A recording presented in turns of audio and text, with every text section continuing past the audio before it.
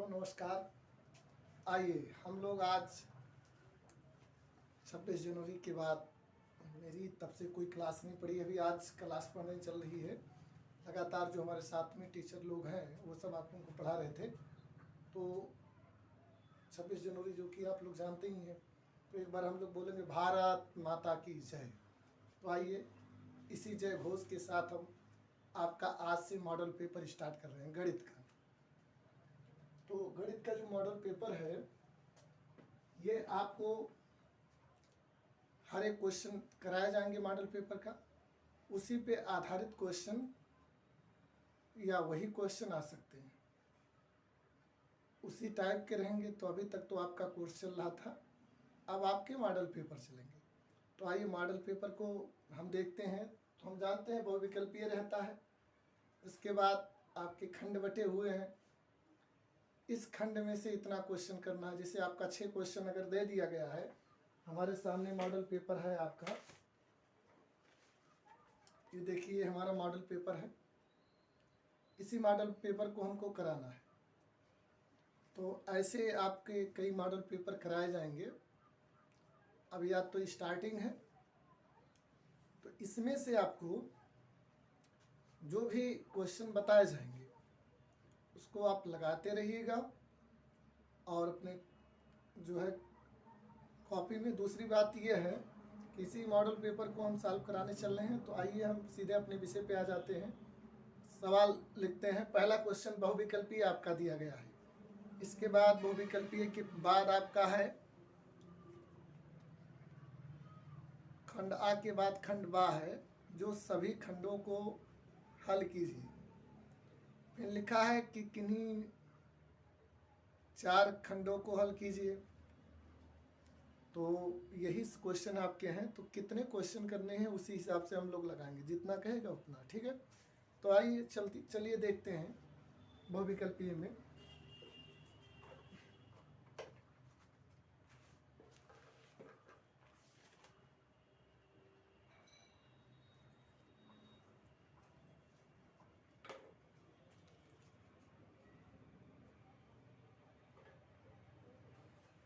चलिए ये भैया क्वेश्चन दिया है कि -2 कामा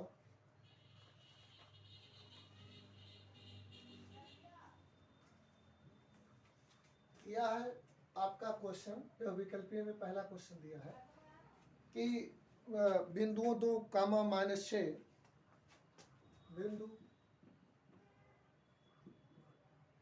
-2 कामा 6 तथा -2 कामा 10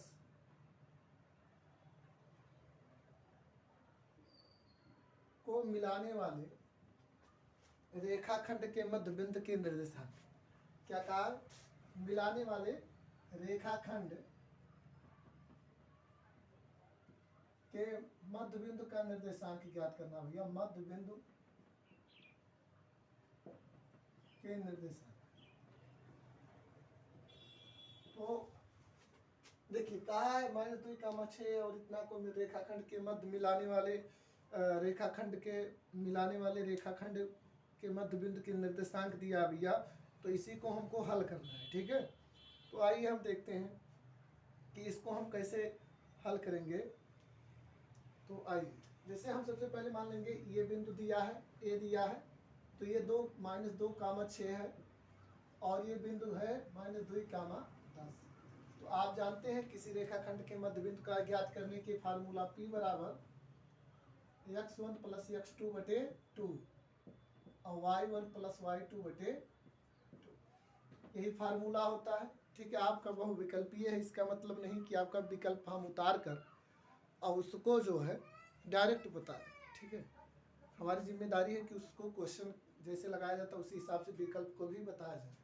तो थोड़ा समय तो लगेगा विकल्प को भी बताने में। तो देखिए, तो अब ये हो गया x1 का मान। देखिए ये x1 है, ये x2 है, ये y1 है, ये y2 है। तो इसको हम करेंगे तो ये हो जाएगा -2 और बटा 2। ये आपका हो जाएगा 6 + 2 और बटा 2।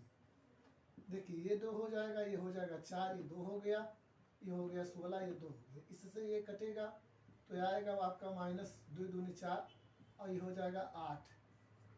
ठीक, तो ये हो गया माइनस 2 का 8। विकल्प में क्या क्या थे भैया? विकल्प में आपके थे, आपके विकल्प में थे माइनस ए वाला था माइनस 2 का 3, बी था आपका माइनस 2 का 5, सी था आपका माइनस 2 का 8 और आपका डी था 0 का 2। यही 4 विकल्प दिए गए थे इस पेपर में।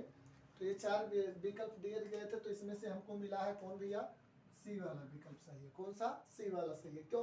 क्योंकि मैंने बताया कि किसी बिंदु के रेखाखंड के मध्य बिंदु जो निर्देशांक ज्ञात करना होता वो होता P बराबर x1 plus x2/2 y1 plus y2/2। तो इस प्रकार से ये हमारा ये क्वेश्चन पहले का विकल्प सॉल्व। तो इसको आप लोग नोट कर सकते हैं। दूसरा क्वेश्चन हम उतार रहे हैं भैया।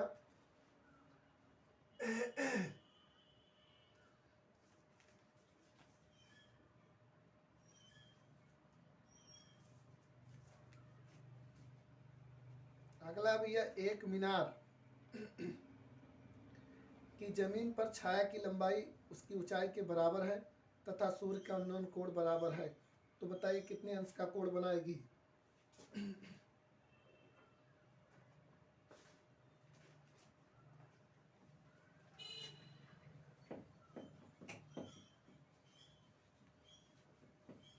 चलिए आ जाइए।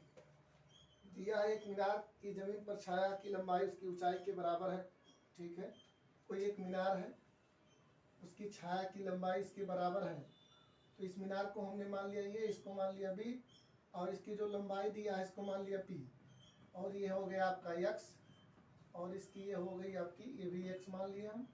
ठीक है, फिर उन्होंने क्या कहा है कि एक इसका दे दिया है उत्तर, ए बराबर दिया है 30 और बी बराबर आपका दिया है 45 और सी बराबर आपका दिया है 60 और डी बराबर आपका दिया है 90।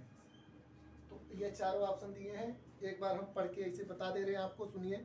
एक मीनार की जमीन पर छाया की लंबाई उसकी ऊंचाई के बराबर है तब सूर्य का उन्नयन कोण बराबर है, कितने के बराबर होगा इन चारों में से? तो इसको हम बता दे रहे हैं। तो हमने माना भैया क्या होगा, त्रिभुज PAB, त्रिभुज PAB। तो PAB में हम इसको क्या मान सकते हैं भैया? कुछ भी मान सकते हैं। जैसे इसने दे दिया है इसका मीनार की ऊंचाई ना, तो हम इसको क्या मान लेते हैं? इसको मान लिया हम अल्फा है। ठीक, तो हम ले लिए tan अल्फा। तो tan अल्फा अगर इसके बराबर तो हम क्या लेंगे? जैसे आधार बटे लंब बटे कड़। तो इसमें इन्होंने अगर ये कह दिया है तो हम लेंगे AB बटे PB, मतलब लंब बटे क्या होगा? आधार होगा। और क्या कहा? मीनार की तब मीनार के उन्नयन कोण के बराबर होगा। कोई बात नहीं। तो चलिए, अब हमें पता हो गया ये कि हमें आधार बटे लंब बटे आधार लेना है। तो हम लिखेंगे tan अल्फा बराबर AB का मान ये x हो गया, और ये इसका भी कितना हो जाएगा? PB का भी कितना हो जाएगा? x से x में अगर हम भाग दें तो हम मिलेगा tan अल्फा बराबर 1। तो tan कितने का मान 1 होता है? तो tan अल्फा बराबर tan 45 अंश, या ये इससे कैंसिल हुआ, अल्फा बराबर कितना अंश? 45 अंश। तो 45 अंश। तो हमारा कौन सा सही है भैया? बी वाला ऑप्शन होगा। तो tan 45 अंश, अल्फा का मान कितना निकला? 45 अंश। यानी मतलब ये जो ये कोण है, यानी मतलब सूर्य का उन्नयन कोण बराबर होगा। तो किसके बराबर होगा? 45 अंश के बराबर। ठीक है, चलिए ये बात उतार लीजिए। ये भी आपका विकल्प था, वो विकल्प में से था ये। अगला वो विकल्प हम लगाते हैं। चलिए तीसरा,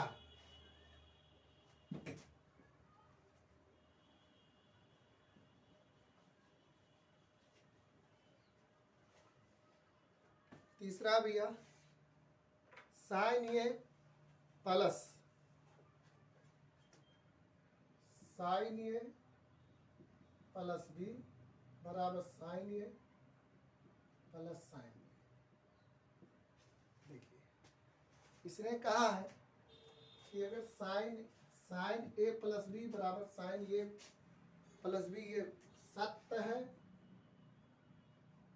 या असत्य है?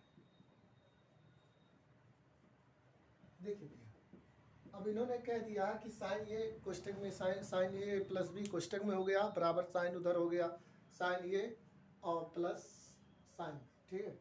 क्या दोनों आपस में बराबर होंगे? ऐसे देखने पे क्या लग रहा है आपको? सत्य ही है। देखने पे आपको क्या लग रहा है? सत्य ही है, क्योंकि दोनों फंक्शन अगर साइन को अगर कॉमन में ले लिया जाएगा तो ए प्लस बी हो जाएंगे और इसके बराबर हो जाएगा, लेकिन नहीं, ये आपका क्या हो जाएगा भैया? आपका सत्य नहीं होगा, आपका क्या हो जाएगा? असत्य हो जाएगा, ठीक है। अगला विकल्प क्या है आपका?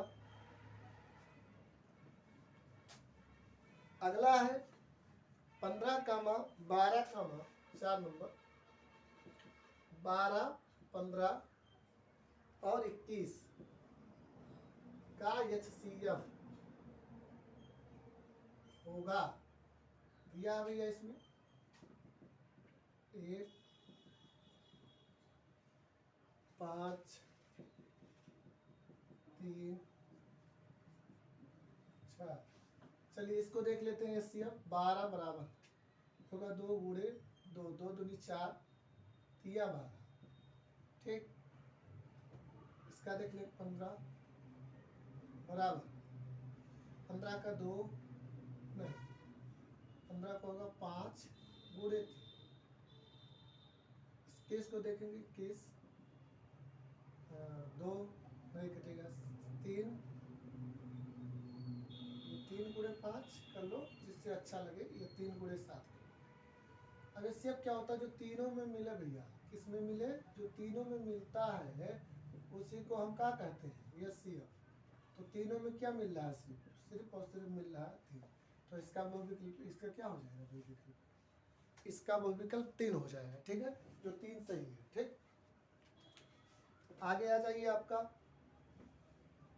नोट कर चुके हैं इसको, आगे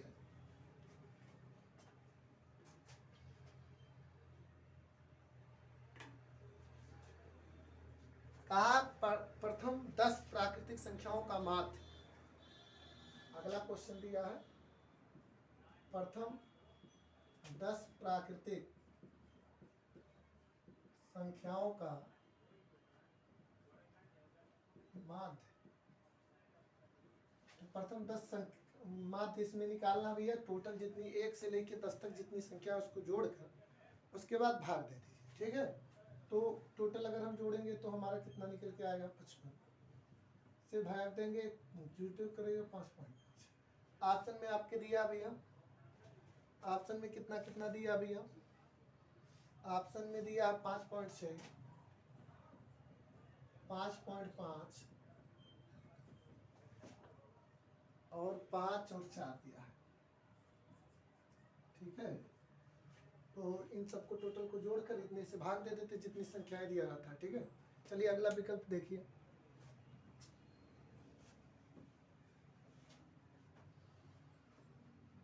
अगला दिया 8, 9, 25 का HCF।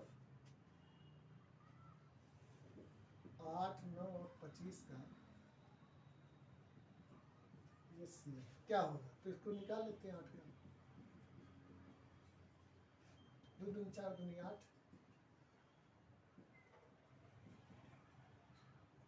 25 का निकाल लेते हैं।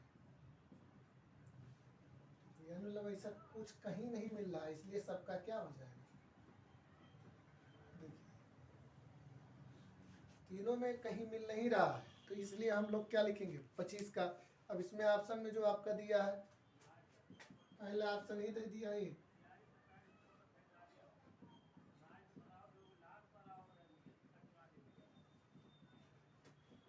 तो एक ही सही होगा, क्योंकि तीनों में कुछ मिल नहीं रहा है, इसलिए एक ही सही होगा इसका, ठीक है। अगला देखिए,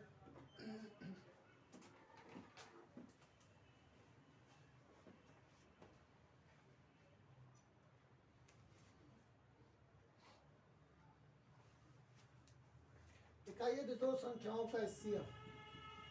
दो संख्याओं का HCF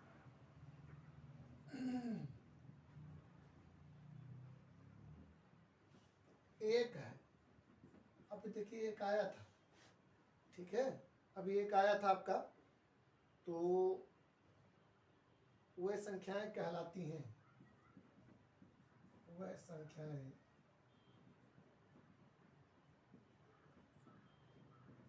कहलाती हैं।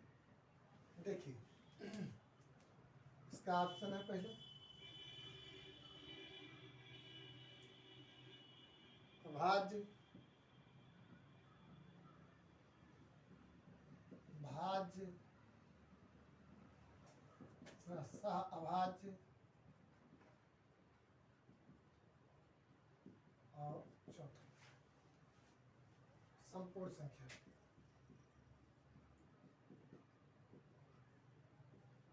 देखिए जो आपके पेपर में दिया है यही चारे ऑप्शन दिए गए हैं। अब एक यदि दो संख्याएं जिसका CF 1 हो, 2 हो, 3 हो, 4 हो, चाहे जितनी संख्या, अगर सभी का CF 1 आ रहा है तो वो संख्याएं सहअभाज्य कहलाती हैं। क्यों? क्योंकि उभयनिष्ठ मतलब उसका एक के साथ कोई और गुणनखंड ऐसा नहीं है जो उनसे मैच करता हो। एक उन लोगों का एक ऐसा गुणनखंड है जो सब में मैच करता है, सबसे मिलता है, सब कॉमन होता है। तो ऐसी संख्याएं जिनका CF 1 हो उनको सहअभाज्य कहते हैं। ठीक है, तो इसमें कौन सा सही होगा भैया? सहअभाज्य।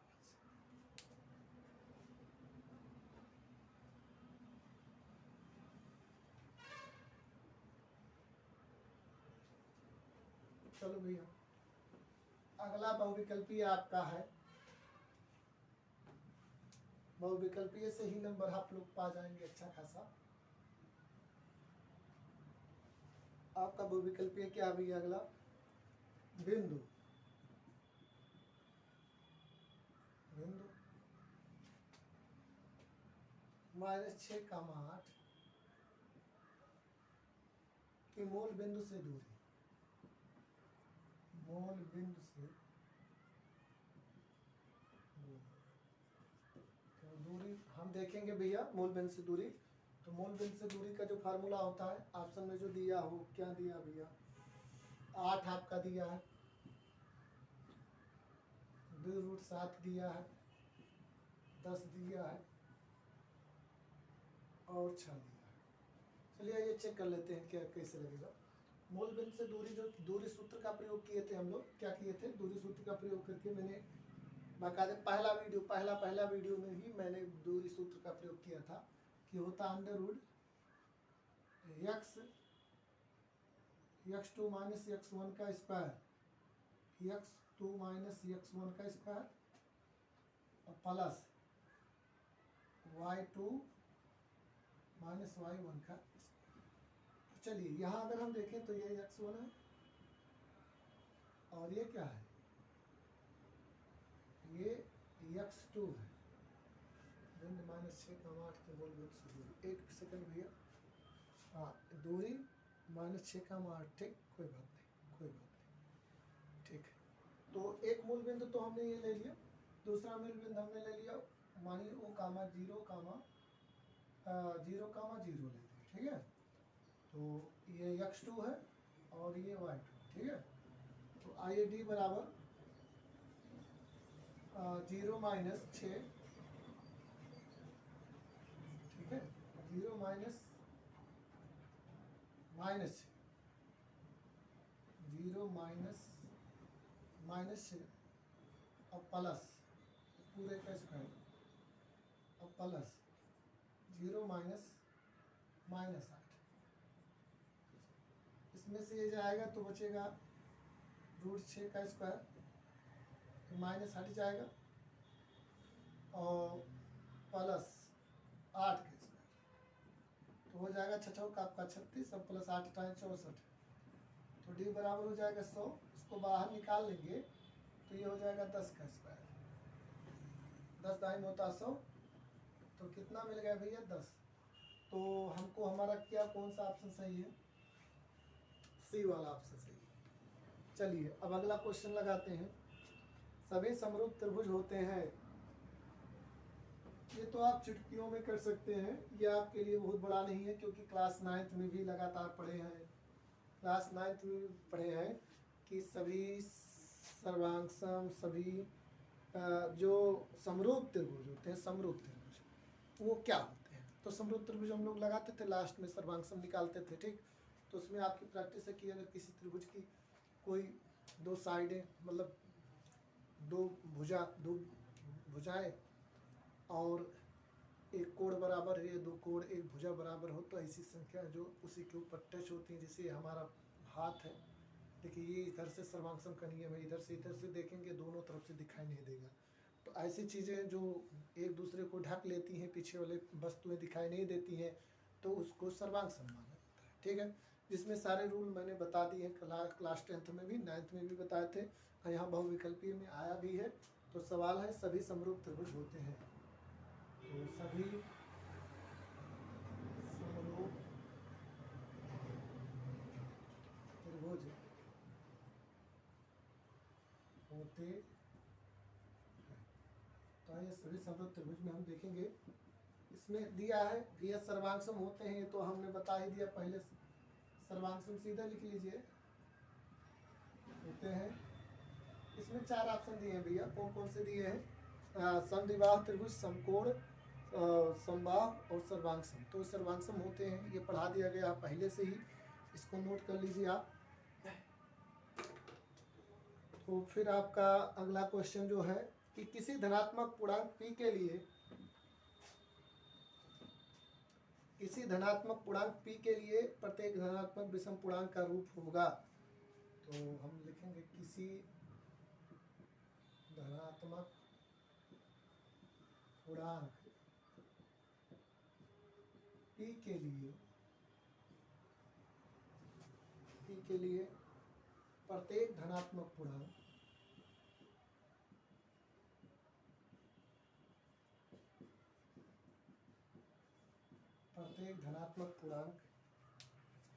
का रूप होगा।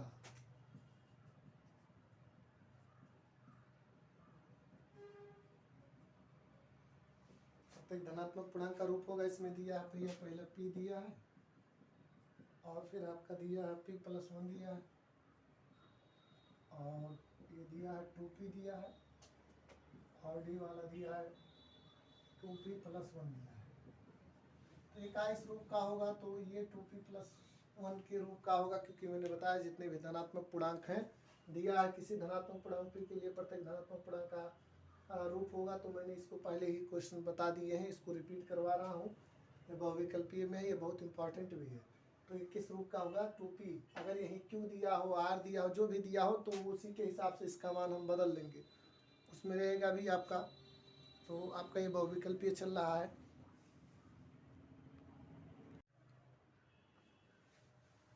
हेलो मित्रों, आओ अब हम लोग पहुँचते हैं। अभी तक तो हम बहुविकल्पीय सॉल्व कर रहे थे, और बहुविकल्पियों के बाद अब हम सॉल्व करेंगे क्वेश्चन को। तो क्वेश्चन है पहला, द्विघात समीकरण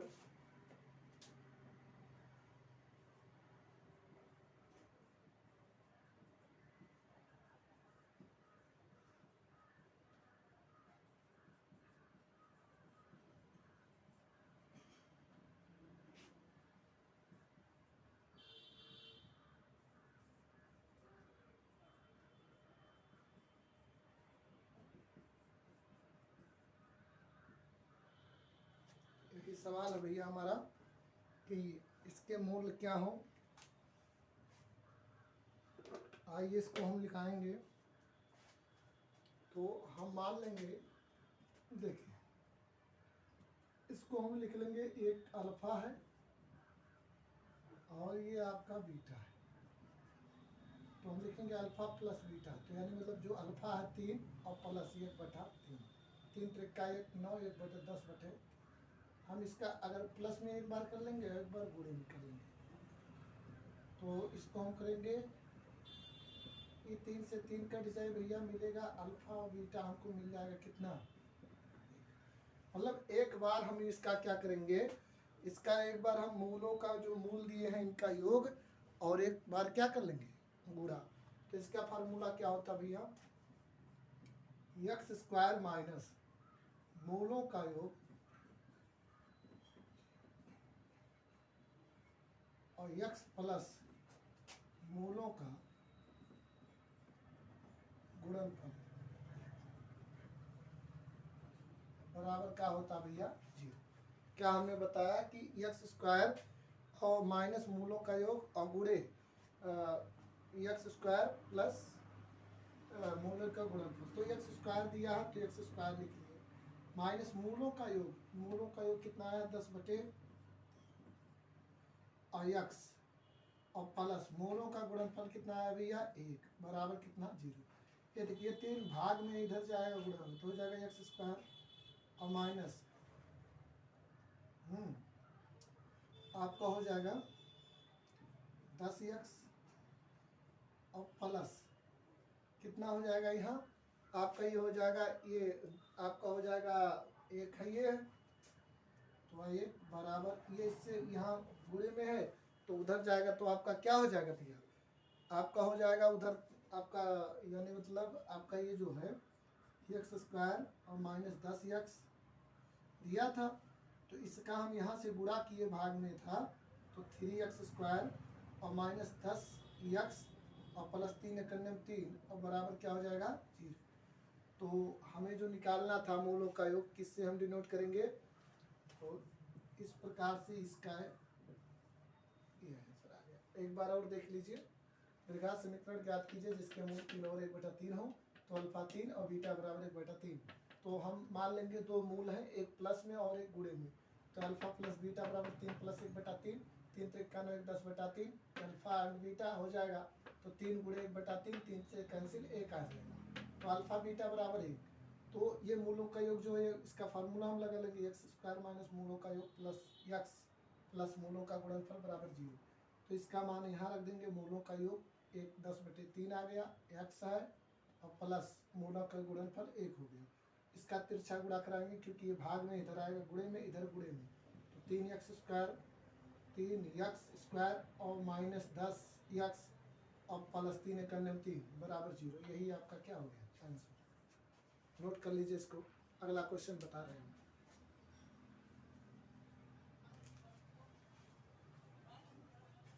चलिए अगला क्वेश्चन आ जाइए आपका।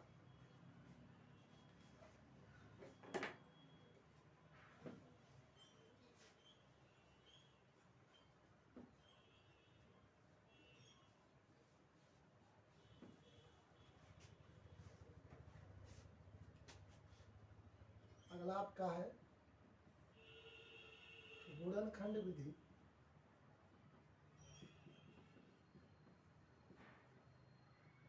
से समीकरण 2x square minus x plus 1/8 बराबर 0 की मूल ज्ञात कीजिए। क्या ज्ञात कीजिएगा, मूल ज्ञात यही दिया है आपका। तो हम मान लेंगे p बराबर 2x square minus x plus 1/8 बराबर 0। इसका एलसीएम ले लेंगे तो यहाँ नीचे कुछ नहीं, सीधा हो जाएगा कितना भैया 8। इसका करेंगे 8 दूनी 16 एक्स स्क्वायर और 8 करने में 8x और प्लस यहाँ देखिए 8 यहाँ से चला आया इसलिए यहाँ 1 होगा, यहाँ क्या हो जाएगा 0। क्यों, क्योंकि 8 करने में 8 1 हो जाएगा तो इसलिए यहाँ कितना होगा 1 होगा। अब देखिए ये इससे गुणा हो जाएगा, ठीक। अब भाग में इधर जाएगा गुणे में तो ये 0 हो जाएगा 16x स्क्वायर और माइनस 8x प्लस 1 बराबर क्या हो जाएगा भैया, बराबर आपका हो जाएगा 0। और कुछ नहीं दिया है, यही आपका दिया है, ठीक है। कि इतना दे दिया है तो चलिए ठीक है, इसको हम बना लेते हैं कि हाँ इसको कैसे हम बनाएंगे। चलिए इसको हम तोड़ लेंगे क्योंकि हमें गुणनखंड का है ना, गुणनखंड इसको हम लिख सकते हैं 4x का स्क्वायर, 4 चौक 16, इसको कर सकते हो 2 गुणे 4x और प्लस 1, इसका मतलब हो गया सॉरी प्लस 1 नहीं गुणे। इसको देखिए जितने खंड में ये टूट जा रहा है, टूटने वाला जैसे 4 दूनी 8, 8 एकन्य 8, ठीक। तो जितने खंड में ये टूट जा रहा है उतना हम इसका खंड कर लेंगे, ठीक। तो इसका जब हम खंड कर लेंगे गुणे 1 और प्लस -1 का स्क्वायर, वही बात होगा। माइनस 1 का करेंगे तभी तो प्लस होगा, माइनस माइनस प्लस और वही प्लस 1 का स्क्वायर, मतलब कि इतने खंड में हम तोड़ सकते हैं। तो आइए इतना हम कर लेंगे। और इसमें जो दिया गया है इतना करने के बाद तो हमें क्या मिलेगा भैया, इसमें हमें एक फार्मूला बन जाएगा, ठीक है। ये देखिए यहाँ फार्मूला कुछ दिखाई देता है, इतना a square minus 2ab plus b square, ठीक है, प्लस देखिए तो हम क्या लिखेंगे ए स्क्वायर और माइनस क्या हो जाएगा भैया 2ab और प्लस बी स्क्वायर। और ये किसका फार्मूला है, ए माइनस बी का होल स्क्वायर। क्या किसका भैया, ए माइनस बी का, ध्यान से देखिए। जैसे ये हम जानते हैं ए माइनस बी का होल स्क्वायर का ये फार्मूला है, या हम इतना बराबर इतना रख सकते हैं या इतना बराबर इतना रख सकते हैं, ठीक है। तो चलिए यहाँ हम रख देते हैं साइड में। अब इन्हीं सब का मान हम लोगों को क्या करना है, रखना है। तो आइए हम इसके मान रख देंगे कि इतने बराबर, तो ए का मान हमें मिल ही गया है और बी का मान मिल गया है, क्योंकि जो आगे होता है ये होता है बी होता है। तो आइए हम इसका मान रख देते हैं कि हाँ क्या होगा। तो यहाँ हमें मिलेगा p बराबर 4x माइनस 1 का होल स्क्वायर। इसको मान लेंगे 0, क्यों, क्योंकि देखिए ये a का स्क्वायर होता है और ये क्या होता है p का स्क्वायर होता है। तो हम लिख सकते हैं स्क्वायर है 4x माइनस 1 बराबर 0, यहाँ 4x माइनस 1 बराबर 0। आप ध्यान से सुनिए, ये माइनस में उधर जाएगा प्लस में, तो 4x बराबर 1, तो x बराबर हो जाएगा 1/4। इसको हम करेंगे तो ये भी हो जाएगा 4x बराबर 1, या x बराबर होगा 1/4। अब हमको क्या कहा है, किसका मान चाहिए, p का मान उसका। तो हम इसका लिख लेंगे, तो इसको बस यहीं देखिए यहीं मिल गया, अब कुछ करना नहीं था, यही इतना कहा था। मूल ज्ञात कीजिए, तो इसके मूल 1/4 होंगे, या ऐसे कह सकते हैं अल्फा/4 और बीटा/, क्या हो जाएगा 1/4। तो ये मूल कहा था भैया, तो ये मूल इसी प्रकार ये क्वेश्चन आपका हो गया कंप्लीट। तो आइए अब हम देखते हैं, अब अगला जो क्वेश्चन है वो क्वेश्चन कुछ इस प्रकार है, और इसमें दिया है कि निम्नलिखित में से किन्हीं 3 खंडों को हल कीजिए। तो आइए कुछ 3 खंड इसके प्रश्न हमको लगाने हैं, ये उतार लीजिए आप, अगला लगा रहे हैं।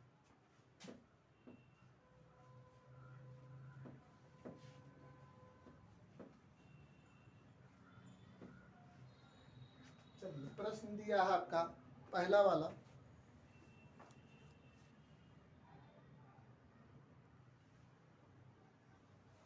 चलिए अगला क्वेश्चन आपका है कि tan 2a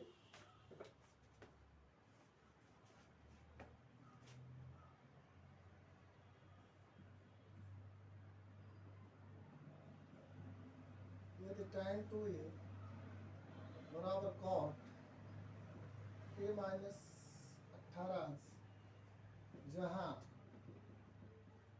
2a एक न्यून कोण है,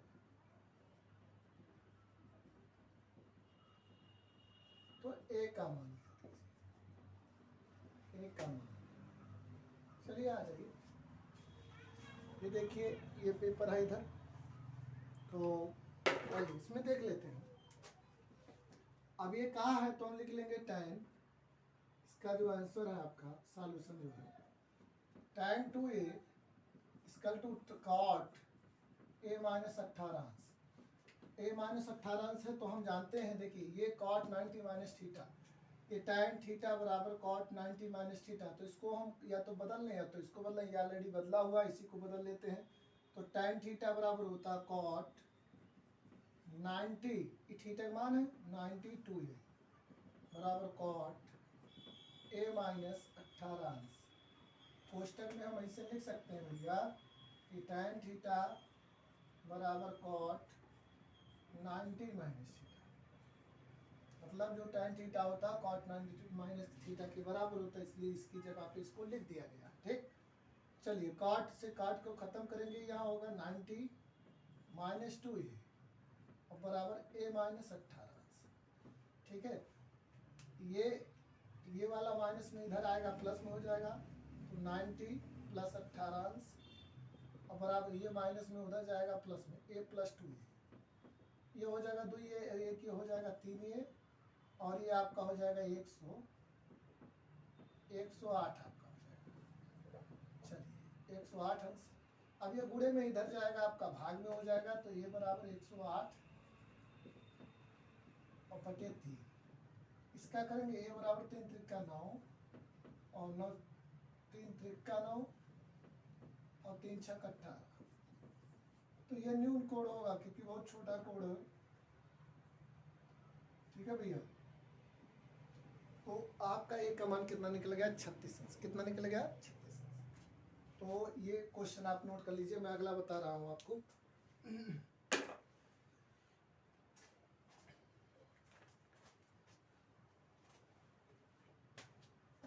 एक बार देख लीजिए, tan 2a बराबर cot a माइनस 18 अंश। cot a माइनस 18 अंश हो गया, तो cot 90 माइनस 2a ये होता है tan थीटा बराबर cot 90 minus theta. cot a minus 18 अंश, तो 90 माइनस 2a बराबर a माइनस 18 अंश। इसको इधर ले आए, इसको इधर ले गए, जोड़ दिए 2a और एक 3a, 118 8 से इससे भाग दे दिए।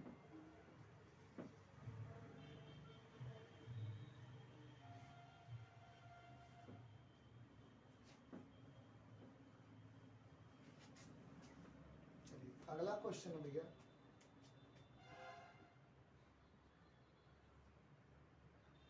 वर्ग अंतराल है, तो हम लिखेंगे वर्ग अंतराल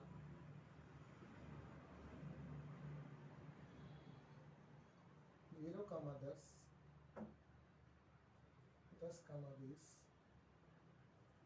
20,30 30,40 40,50। फिर आपका है बारंबारता, बारंबारता ये FI है भैया।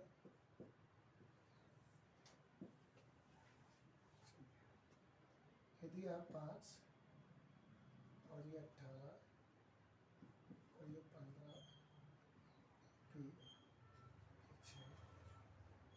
चलिए यहीं लिख देते हैं सिग्मा FI। यही FI आपका है, तो इसको टोटल जोड़ लेंगे तो कितना हो जाएगा? 15 दूनी 30 3 33 5 38 और 6 आपका हो जाएगा 38 6 हो जाएगा आपका 44।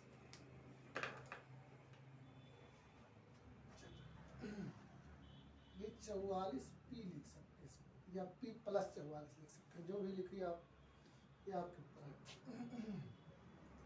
चलिए अब हम इसके बाद क्या ज्ञात करते हैं भैया? XI, क्योंकि इसमें जो दिया है इस हिसाब से कि समांतर माध्य 25 है, इसने खुद दे दिया है समांतर माध्य 25 है, मतलब समांतर माध्य को इसी हिसाब से हम उसको रखेंगे। तो चलिए इसको देखते हैं। देखिए इन दोनों के बीच का अंतर XI क्या होता है भैया? इन दोनों के बीच का अंतर, तो इन दोनों के बीच कौन आएगा? 5 आएगा। इन दोनों के बीच कौन आएगा? 15 आएगा। इन दोनों के बीच कौन आएगा? 20 और 30 के बीच में 25 आता है। चलिए इन दोनों के बीच में क्या आएगा? 35, और इन दोनों के बीच में आएगा 45। हमारे एक चीज़ तो हो गया कि हाँ चलिए इतना इस चीज़ का होगा। ठीक है, तो चलिए अब आगे हम देखते हैं। ये चीज़ हो गया। इसके बाद हमको निकालना है जो समांतर माध्य निकाला, उसमें क्या होता है भाई? DI बराबर XI माइनस ये। तो ये कौन होता है? जो बीचों बीच, इधर भी दो छोड़कर, तो ये A हो गया भैया। ठीक है, तो हम इसी में से इसको घटा लेंगे, तो 5 में से 25 को घटाएंगे -20। इसमें से हम इसको घटाएंगे, चलिए इसमें से इसको घटाएंगे तो -10, इसमें से इसको घटाएंगे तो 0, और इसमें से इसको घटाएंगे तो आएगा 10, इसमें से इसको घटाएंगे 35 10 25 और 45 20 50। ठीक है, सॉरी 45 में से अगर 25 को घटाओगे तो 20 आएगा। ठीक, चलिए आइए अब हम लोग आ गए हैं। अब हमको क्या चाहिए भैया? इसको बनाने के लिए माध्य निकालने की FI DI। तो ध्यान से देखिए, FI DI कहाँ निकालेंगे? ये FI है और ये FI है, और ये क्या है? DI। इन दोनों का आपस में क्या कर लेंगे? गुणा करेंगे, जिससे 20 5 दूनी 18 करने 18 ऐसे इसका हम क्या करेंगे, गुणा कर लेंगे। तो इसका अगर हम गुणा कर रहे हैं तो हमें कितना मिलेगा, यही चीज़ हमको देखना है। ठीक है, तो ये हो जाएगा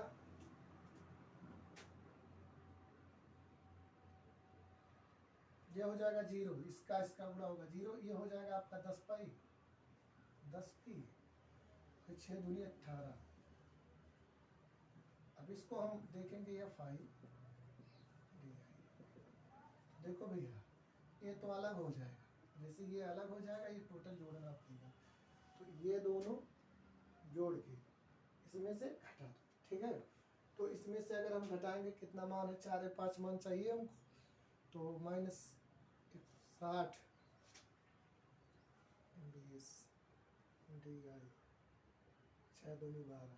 एक चीज़ गड़बड़ हो गया भैया, तो 6 दूनी 12। चलो अब हम ये इसको कैसे सॉल्व करते हैं, इसको देखो। आज ये 0 से हम नीचे वाला ले लेते हैं, ये तो प्लस में है, चलो ठीक है, इससे अभी कुछ नहीं करेंगे क्योंकि पी है, अगर ना होता तो कोई बात नहीं। 120 है, वो वाला आपका ये देखो 280 हो गया, तो 280 में से 120 मानते हैं, घटा दी 0 8 में के 2 6 आए हम। अब ये बड़ा है, ये छोटा माना जाएगा, भले वो प्लस में है, तो इसलिए ये माइनस में, तो हो गया -160 और +10। अब हम सीधे अपने कहाँ आ जाते हैं, अब हमको मिल गया भैया, यहाँ मिल गया कल्पित मान, क्या मिल गया 25, ये मिल गया पहले से दिया, तो हम लिख सकते हैं x बराबर 25 प्लस, ठीक है, मतलब x बराबर a प्लस सिग्मा FIDI बटे सिग्मा f। तो कितना आ गया, x का मान वहाँ मिला है 25, तो 25 बराबर 25, ठीक। अब गुणे प्लस -160 प्लस 10p बटे 44 प्लस, इतना हमको मिल गया। इसको हम कर लेंगे कैंसिल, किसको कैंसिल कर लेंगे, और उसको उस वाले को हम आगे ले आएंगे। तो उस वाले को हम अगर आगे ले आते हैं तो हमको ये जो है मिल जाएगा पूरा। उसको आगे लाने के बाद